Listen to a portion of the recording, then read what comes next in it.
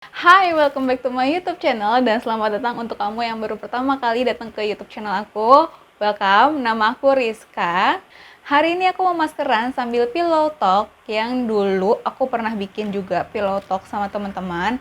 Bedanya sekarang aku sendiri dan mungkin akan lebih sering sendiri karena kan lagi kayak gini juga sikonnya ya. Jadi aku mau pillow talk juga sama siapa gitu kan, nggak bisa juga ngundang teman ke rumah. Sebelum mulai pilotoknya, aku mau kasih tahu nih, hari ini tema pilotoknya adalah privilege dan achievement. Jadi kemarin aku sempat lihat postingan dari influencer tentang privilege dan achievement. Sebetulnya sebelum ada postingan influencer itu, aku udah mikir mau ngebahas tentang hal ini, cuman aku kayak bingung apa ya temanya gitu, karena bingung aja gitu nyebutnya. Dan ternyata pas aku ngebaca postingan si influencer itu, pas aku lihat, oh nih relate nih sama yang mau aku bahas. Dan pas aku cari-cari lagi, ada tuh tulisan dari blogger, itu tahun 2019 ya, dia juga berbicara tentang privilege dan achievement. Makanya aku juga mikir, oh ternyata yang mau aku bahas itu privilege dan achievement. Cuma waktu itu aku tuh belum tahu gitu mau ngasih temanya apa gitu. Nah, sebelum kita mulai, aku mau unboxing dulu. Jadi aku dapet package dari Sociala, isinya ada sheet mask dari Fade in Face. Jadi di sini ada 3 sheet mask nih ya. Variannya ada skin tone up, ini intensive hydration, sama long lasting glow. Aku bacanya yang di sini ya, bukan yang ininya. Nah, karena ini video, jadi mungkin aku mau pakai yang skin tone up aja biar kelihatan hasilnya kayak apa. Aku mau pakai toner dulu. Ini aku pakai tonernya Body Shop yang tea tree. Nah, FYI nih ya, kalau misalnya pakai sheet mask, usahakan pakai toner dulu sebelum pakai sheet mask. Karena kalau misalnya pakai toner itu, essence sheet masknya bisa lebih cepat nyerap dibanding kamu nggak pakai toner. Jadi lebih baik pakai toner dulu, baru pakai sheet masknya. Nah, sekarang aku mau buka. Dia ada lapisannya kayak gini. Ternyata lapisannya tuh tebel banget. Oh, dia bentuknya tuh dua, terus atas bawah gitu. Jadi aku pakai yang ini dulu. Ini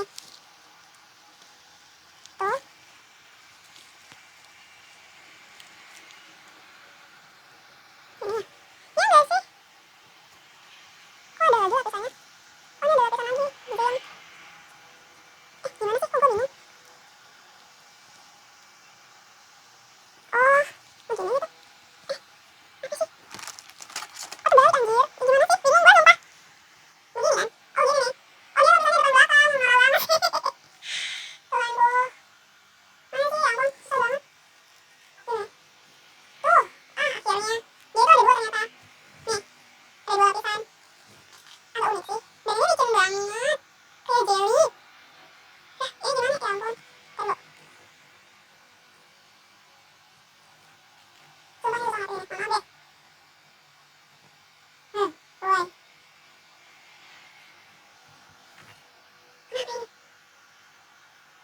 kenapa ini, gini dipijit-pijit ke atas biar bener.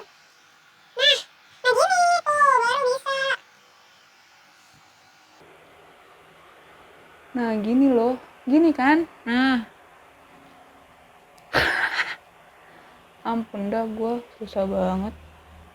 Ini dibuka begini. Nih, ini kan masih ada pelapisnya. Terus, yang gede dibuka gini. Tuh. Terus, yang ini ditempel sini. Gini. Set. Jadi pas udah rapi, baru dilepas gini. Iya kan? Tuh, rapi kan? Wah, seneng banget sih. Wah, bagus, bagus. Bagus, bagus.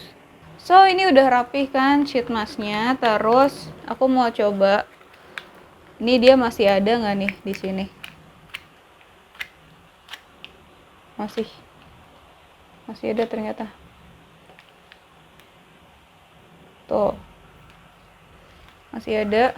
Jadi, ini mau aku olesin lagi ke sini. Kayaknya pelan-pelan nggak bisa. Oke, tadinya aku mau ngomong sambil pakai masker gini kan.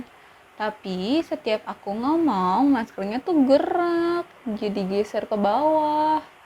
Terus aku gimana? Jadi gak bisa ngomong. Jadi aku kayaknya tunggu ini aja dulu sampai kering, baru kita mulai pillow talk-nya. Oke? A few moments later. Oke, aku rasa ini udah lebih dari 15 menit. Jadi sekarang aku mau lepas aja. Ya pokoknya ini bahannya beda, dia kayak jelly gitu. Bahannya tuh kayak tebel gitu. Kayak jelly nih, klewer-klewer. Aku sih so far suka-suka aja karena dia ngepas banget di muka. Jadi tuh rapi, nggak berantakan. Cuman kayaknya enaknya dipakai sambil tiduran gitu. Nah, sambil nunggu essence maskernya bener-bener nyerap, sekarang aku mau mulai pillow talk-nya aja. Jadi hari ini, kayak yang aku bilang di awal tadi, aku bakal bahas tentang privilege dan achievement. Nah, sebetulnya apa sih privilege dan achievement itu? Achievement itu lebih tepat ke pencapaian. Nah, apa sih privilege ini? Privilege ini nih, ibaratnya kayak keuntungan yang dimiliki oleh tiap orang, masing-masing orang berbeda pastinya ya, yang emang udah dari sananya begitu, ketemplek-plek nggak bisa diganti. Jadi contohnya gini, mau dia Yunda deh, dia cantik, pinter, lahir dari keluarga yang udah tajir. 3 itu privilege yang dikasih sama Tuhan. Ya udah, itu udah nggak bisa diapa-apain lagi. Itu udah rezekinya dia, ibaratnya gitu. Yang mana Maudi, pasti kalian tahu kan, dia tuh lulus di 2 tempat, yaitu Harvard dan Stanford. Tapi ada aja netizen yang kayak, ya iyalah dia bisa kayak gitu, dia tajir, dia pinter, dia cantik. Kurang apa lagi coba? Hidup dia pasti lurus-lurus aja, yang cuma belajar doang. Terus ya udah, bisa lah. Gue juga bisa kalau misalnya gue lahir kayak gitu. Nggak juga. Nggak semua orang bisa kayak Maudi. Tergantung seberapa keras dia usaha buat dapetin si achievement-nya itu. Iya dong, setuju kan? Oke, yang pertama, gue akuin gue pinter. Itu adalah privilege yang diberikan oleh Tuhan yang emang udah nggak bisa diapa-apain lagi, gitu kan? Nah, bedanya sekarang gini, gue memanfaatkan privilege yang diberikan oleh Tuhan itu untuk mencapai achievement gue. Contohnya, contoh simpelnya, gue masuk SD, SMP, SMA negeri semua. Gue gak pernah ribet yang namanya bingung nyari sekolah swasta karena gue gak keterima di negeri. Enggak, gue gak pernah kayak gitu. Tapi, gue buat mencapai semua itu bukan semata-mata gue pinter, terus gue langsung ujian, gue bisa gitu. Enggak gitu. Gue belajar, gue les, setiap mau ujian gue gak pernah keluar rumah. Gue belajar, biar bener-bener gue bisa ngerjain tuh ujian. Nah, saat itu ada yang ngomong ke gue, lu enak, pinter Riz, bisa masuk SMA itu. Yang ngomong itu, di saat gue lagi belajar, dia lagi tawuran sama temennya. Dia lagi mabok sama temennya. Di saat gue belajar, dia lagi hangout sama temennya, ke mall, nonton, shopping. Gimana? Menurut kalian gimana? Balik lagi ke statement, hasil nggak akan mengkhianati usaha. Ketika gue belajar, gue bisa mendapatkan nilai segini. Nah dia nih, yang ngomong, lo enak pintar, mungkin dia ngerasa dia kurang pintar dari gue ya. Terus dia udah tahu dia kurang pintar dari gue, tapi dia malah main, dia malah shopping, dia malah hangout, malah tawuran, malah mabok-mabokan gitu kan sama teman-temannya. Ya, gimana? Dari situ tuh udah kelihatan gitu loh, usaha, seberapa besar usaha lo buat mencapai sebuah achievement. Ada juga pernah orang yang ngomong, lu mah enak PNS, aman deh pasti, gaji aman, nggak kena PHK, ya udah hidupnya enak aja gitu. Nah sekarang gini, gue buat mencapai PNS, itu juga gue butuh usaha, usahanya gede banget. Karena gue dulu masuk ke sekolahnya, ya model-model kayak IPDN gitulah yang di asrama ya, kayak gitu. Tapi bukan IPDN ya, jangan salah. Hanya kayak IPDN, mirip-mirip IPDN, tapi bukan IPDN. Gue cuman mengibaratkan aja, karena kan yang terkenal IPDN tuh. Jadi yang gampangnya aja deh, gue kasih tahu tuh model-model IPDN. Gue kuliah 4 tahun, dan di situ yang diuji bukan cuman otak gue doang, mental juga. Yang paling berat tuh mental. ya actually gue nggak betah juga di sana gitu loh. Gue pulang ke rumah seminggu sekali, bisa 2 minggu, bisa juga sebulan sekali gitu. Berarti itu kan gue mengorbankan waktu yang harusnya gue punya, gue bisa sama keluarga gue, tapi ternyata gue ya udah gue sendirian pada saat itu, pada umur 18 sampai 21 kah? 18 tuh, iya sekitaran itulah pokoknya. Di situ juga gue nggak bisa tuh menikmati masa muda yang jalan ke mall, shopping lah, hangout sama teman-teman lah. Karena apa? Karena di situ ya udah gue cuma lingkungan gue ya cuman orang itu aja gitu. 4 tahun gue sama orang-orang itu aja. Gue nggak bisa memperluas pertemanan, gue nggak bisa kemana-mana karena gue asrama, gue cuma pulang weekend. Gue pulang seminggu sekali, weekend doang gitu. Buat gue itu adalah suatu hal yang menurut gue ya berarti gue mengorbankan masa muda gue gitu kan, istilahnya kayak gitu. Gue mengorbankan masa muda gue buat jadi PNS, istilahnya gitu. Istilahnya nggak usah baper, nggak usah ngebanding-bandingin, jangan pernah ngebandingin kehidupan orang sama kehidupan lo, karena nggak akan ada habisnya, yang ada lo malah pusing sendiri nanti. Nah lanjut lagi. Jadi itu dibalik sebuah achievement, menurut gue jadi PNS itu adalah achievement gue gitu. Gue bisa mencapai tujuan gue, yaitu gue menjadi PNS. Yang mana dibalik semua itu, gue mengorbankan begitu banyak hal. Gue kadang mikir kayak, kalau gue di luar mungkin enak kali ya. Maksudnya gue bisa aja tuh ikut kontes A, B, C, D gitu kan. Apa kek, gue kan suka gambar, gue suka seni gitu kan, gue bisa tuh ikut seminar apa, gue bisa tuh ikut workshop gitu kan. Cuman ya udah, makanya gue bilang gue bertahan 4 tahun untuk menjadi PNS. Mungkin orang-orang lain juga ya yang mau jadi PNS juga mereka pasti nyiapin entah apapun itu gitu. Kalau gue kan lewat jalur sekolah, orang lain yang gak lewat jalur sekolah itu kan dia juga ada ujiannya dong, nggak semata-mata daftar langsung masuk jadi PNS kan, enggak. Ya beda lagi kalau nyogok ya, gue nggak tahu kalau nyogok ya, nggak ngerti gue sistemnya kayak gimana. Pokoknya kalau misalnya lo lewat jalur biasa, lo lewat ujian buat jadi PNS, pasti kan lo ada usahanya juga dong. Dan itu nggak bisa dibilang privilege, itu pasti usaha lo, itu bukan privilege. Privilege itu adalah otak yang lo miliki di sini. Nah gimana cara buat dapat achievement lo, yaitu lo belajar dengan sungguh-sungguh, lo melalui ujiannya dengan sungguh-sungguh sampai akhirnya lo bisa mendapatkan pekerjaan sebagai PNS. Sampai sini udah paham dong harusnya ya soal privilege dan achievement. Nah sekarang gue mau bahas tentang privilege gue yang bisa gambar. Karena orang-orang taunya gue punya online shop yang jual jasa desain. Karena dengan online shop desain itu gue bisa menghasilkan uang yang membantu kehidupan gue pada saat itu. Ada yang bilang, lumayan enak Riz, bisa gambar, bisa desain. Jadi lo bisa cari penghasilan tambahan dari desain lo itu. Sekarang gini, gue kasih tau aja. Gue mulai bikin online shop itu tahun 2014 akhir, di saat gue butuh penghasilan tambahan. Nah, kenapa gue bisa bikin jasa online shop desain pada waktu itu? Jadi, waktu itu emang gue beneran kepepet, gue butuh uang gitu. Karena ada satu dan lain hal, pokoknya gue butuh uang. Ya gue nggak mungkin lah ya cerita di sini, ngapain ya kan, orang masalah gue kok. Dan udah lewat juga gitu. Intinya gue waktu itu butuh uang. Karena waktu itu gaji gue terbilang lumayan kecil, sekitar 1 juta, 1,5 sekitar itu. Bisa dibilang bikin online shop itu nggak gampang, apalagi jasa desain. Waktu itu gue masih jualan di Instagram, dan di Instagram susah naikinnya. Maksudnya tiap hari gue mikirin gimana caranya biar gue dapat customer baru. Walaupun gue udah tutup jasa desain, gue hitung ternyata customer gue ada sampai 100 orang lebih gitu. Gue nggak sadar tiba-tiba pas gue hitung kayak wah banyak juga ternyata customer gue. Dan itu gue lalui dengan cara yang nggak gampang. Karena apa? Karena gue harus tiap hari hampir tiap jam gue ngeliatin Instagram, gue harus posting. Itu ada yang namanya shout out for shout out, pokoknya biar online shop gue tuh kelihatan nih sama orang lain. Gue harus ngatur jadwal, gue harus posting, gue harus gimana caranya gue harus ngadain promo apa lagi, gimana caranya biar bisa naik Instagram gue.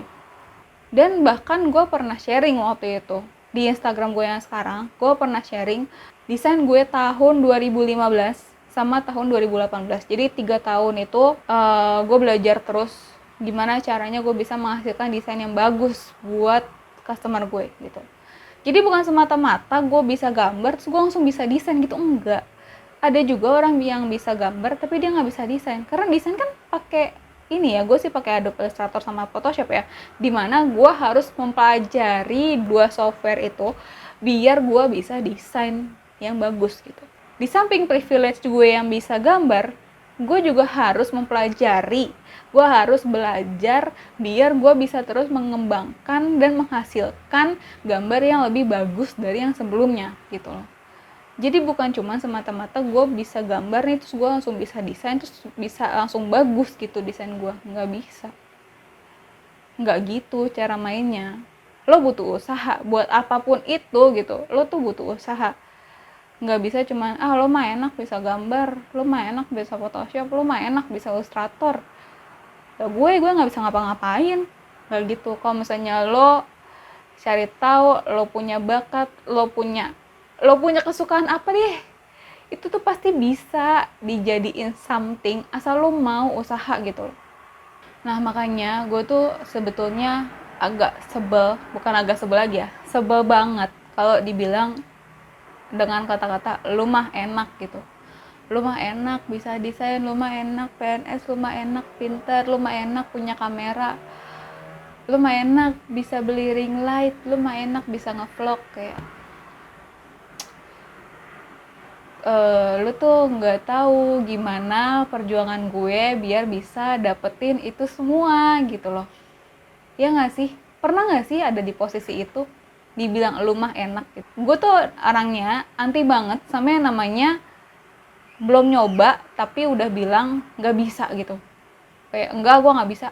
Ya jangan yang benerin AC juga ya, orang kagak bisa benerin AC gue suruh benerin AC, ya bukannya kayak gitu, enggak. Gue tahu orang semua punya bidangnya masing-masing, makanya kalau misalnya lo belum punya bidang yang lo sukain atau lo masih bingung gitu, gue mau ngapain nih gitu, lo coba dulu.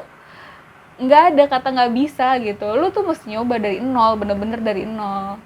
Lo pikir gue gambar tiba-tiba bisa gambar gitu aja? Kan enggak. Gue dari SD gue gambar, pertama kali gue gambar tuh gue bikin karakter manga di Nakayoshi. Gue ingat banget, Nakayoshi tuh dulu dia nerima gambar-gambar dari pembacanya gitu. Jadi tiap minggu dia ngasih ada satu halaman yang isinya gambar dari para pembaca, dan gue rajin ngirimin ke Nakayoshi itu. Gue latihan terus, dan itu posisinya gue kelas 3 SD kalau nggak salah deh. Dari SD tuh gue udah latihan gambar. Gue kalau misalnya bisa menghasilkan gambar yang mirip sama karakter manganya tuh gue udah seneng banget. Gue punya kamera, proses juga.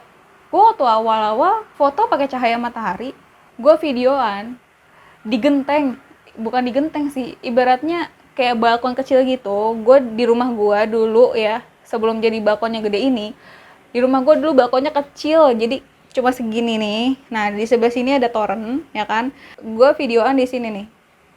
Karena panas matahari gue keringetan ya kan, gue make upan, gue keringetan, hapus ya pakai tisu, pelan-pelan kipasin sampai kering, lanjut videoan lagi, keringetan lagi, gue elapin lagi pakai tisu, gue lanjutin lagi, kayak gitu. Jadi dikit-dikit dicicil, nggak semata-mata gue langsung beli kamera, karena kan gue juga mikir kalau misalnya gue ngeblog, apakah iya bisa benar-benar menghasilkan uang. Dan syukurnya ternyata karena gue konsisten upload di blog, akhirnya gue bisa dapet job yang bisa menghasilkan uang, dan akhirnya gue yakin, oh ya udah kayaknya gue perlu kamera, baru gue beli kamera. Itu pun gue nyicil, gue bayar pakai gaji gue. Tapi nggak semuanya pakai gaji gue juga, karena kan gue dapat uang juga dari project gitu, dari project yang di blog.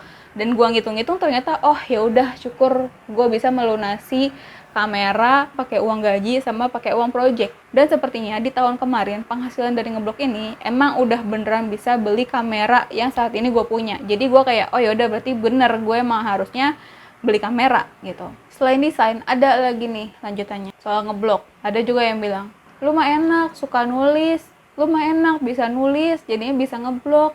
Asal kalian tahu aja ya, gue ngeblog itu sebetulnya gue emang udah suka nulis. Gue udah pernah punya blog tahun 2015 kalau nggak salah, Tapi karena waktu itu gue belum tahu nih gue mau nulis tentang apa, jadi masih random lah, ada resep lah, ada tulisan fashion lah, ada tulisan daily lah, cerita sehari-hari gitu, random waktu itu. Dan gue kayak ya udah, gue bikin blog, ya udah emang gue mau aja gitu, gue suka foto, gue suka nulis, jadi ya udah gue bikin blog. Nah cuman di saat gue memutuskan untuk ngeblog sebagai beauty blogger, itu gue masih nggak tahu gue harus ngapain. Di situ gue belajar, balik lagi ya, belajar itu nggak akan ada habisnya deh. Lo mau belajar masak, lo mau belajar bikin mie gimana caranya yang enak, tuh juga itu namanya belajar, tetap aja belajar. Kalau lo nggak percaya, lo bisa lihat postingan blog gue tahun 2017. Itu gue pertama kali ngeblog sebagai beauty blogger. Lo bisa lihat tulisan gue yang super dikit, karena gue bingung banget, gue mau nulis apa lagi nih, gue harus nulis apa lagi nih. Sampai pernah sering beberapa kali kan kalau blogger itu ada kayak collab gitu kan, kolaborasi nulis. Jadi misalnya kita bikin satu tema nih tentang apa, nah nanti kita ngepost bareng, kayak saling shout out for shout out tapi melalui blog. Nah di situ gue yang paling sering kena revisi sama pengurus komunitasnya gitu. Revisinya apa? Rizka kurang banyak tulisannya. Karena gue bener-bener kayak nggak tahu gue mau nulis apa lagi, gue bingung banget nih. Karena itu dipaksa gitu, gue dipaksa untuk menulis sesuatu. Jadi gue nggak tahu nih mau nulis apa aja, gue bingung nih apa yang harus gue kembangkan. Nah di situ gue sering-sering baca blog orang. Gue baca blog si A. Oh si A tuh kayak gini. Oh dia tuh kalau nge-review sudut pandangnya tuh dari poin A, B, C, D. Gue ngeliat lagi nih blog si B. Oh si B tuh lebih simpel kalau nge-review. Oh dia tuh nulisnya gini. Jadi disitulah gue belajar apa aja nih yang seharusnya gue masukin ke blog. Dan karena gue terus belajar, jadinya gue sering nulis kan. Karena gue nulisnya jadi rajin, ya udah. Jadi gue lancar nulisnya sekarang. Kayak gitu. Itulah beberapa proses yang gue lalui, yang gue pelajari untuk menjadi seorang blogger. Jadi kalau ada yang ngomong dengan kata-kata lu mah enak, itu gue udah ya Allah. Lo tuh nggak tahu seberapa berusahanya gue untuk mencapai itu gitu. Nah itu dia beberapa contoh yang gue kasih tahu tentang privilege ataupun achievement. Achievement gue saat kecil, gue bisa sekolah di SD, SMP, SMA negeri. Achievement gue pas udah lulus kuliah, jadi PNS. Achievement gue pas buka jasa desain, dapat customer banyak dan ternyata lebih dari 100. Kayak wow, thank God gitu. Buat gue itu udah pencapaian yang baik lah. Privilege itu ditambah usaha ya lo bisa dapat achievement. Tapi kalau privilege disia-siain, nah itu dia yang jangan pernah ngebandingin diri lo sama orang lain. Jangan pernah bilang lo mah enak A, lo mah enak B, lo mah enak C, D, E, F, G. Karena setiap orang itu pasti punya masalah masing-masing dan setiap orang juga pasti punya usahanya masing-masing. Makanya dia bisa mencapai achievement. Dan bahkan ternyata yang ngomong lu mah enak itu dia cuma kerjanya diem, bengong, main, makan, tidur, kayak zombie aja gitu tiap hari. Cuma ngabisin waktu dari tahun ke tahun nggak menghasilkan apa-apa. Gimana ya? Gue bingung aja gitu sama yang kayak gitu. Maksudnya lo hidup di dunia ini tuh apa tujuan lo? Masa iya nggak ada tujuan sama sekali sih? Makanya tuh kadang gue suka menyayangkan kalau gue ngeliat orang-orang yang udah punya privilege besar tapi dia nggak memanfaatkannya dengan baik gitu. Dia nggak berusaha, dia nggak mengembangkan privilege tersebut, dia nggak menggunakan bahkan privilege tersebut gitu. Menggunakannya untuk hal yang nggak bisa menghasilkan lagi. Ngerti kan maksudnya? Kayak misalnya lo terlahir tajir, lo cuma memanfaatkan ketajiran lo itu untuk shopping. Udah, uang lo habis, udah gitu doang. Ya udah, selesai, hidup lo selesai. Nggak ada kata terlambat buat belajar. Makanya mau sampai kapanpun, lo mau belajar kayak apapun, itu bakal tetap terhitung belajar. Dan who knows, dari belajar lo itu bisa menghasilkan sesuatu yang lebih baik dari privilege yang sekarang lo punya. Nah, jadi sekalian aja gue closing sekarang juga nih. Gue udah nggak mau ngomong lagi karena udah capek banget dari tadi gue ngomong kayaknya udah 1 jam lebih. Cuman di video ini sih pastinya dipotong ya jadi 20 menit. Gue usahakan 20 menit deh. Ya, semoga bermanfaat untuk kalian. Tetap semangat ya masih berjuang kuliah ataupun bikin konten ataupun kerja juga semangat. Tetap lakuin yang terbaik gimana pun sikon kalian. Dan ya itu juga sekalian nyemangatin diri gue sendiri sebenarnya karena juga ya lagi sikon kayak gini ya kan, sumpah gue kayak butuh liburan banget. Oke, kalau kalian suka videonya jangan lupa like, komen, dan share ke teman-teman kalian, apalagi ke temen yang suka ngomong lu mah enak, di share aja biar dia ngerasa gitu. Jangan ada yang nanti berantem. Oke, see you guys on my next video. Dah, thanks for watching.